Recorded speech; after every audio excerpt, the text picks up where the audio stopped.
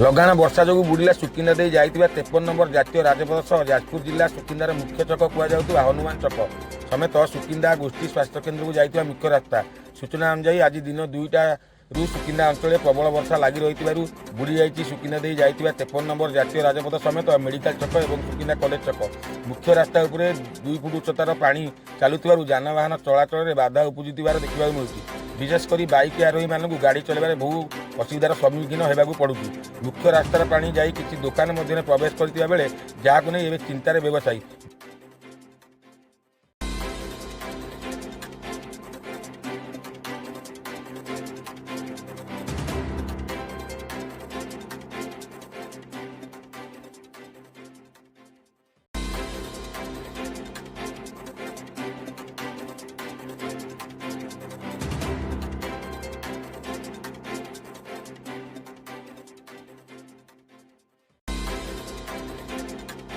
Bureau report Sukinda express live.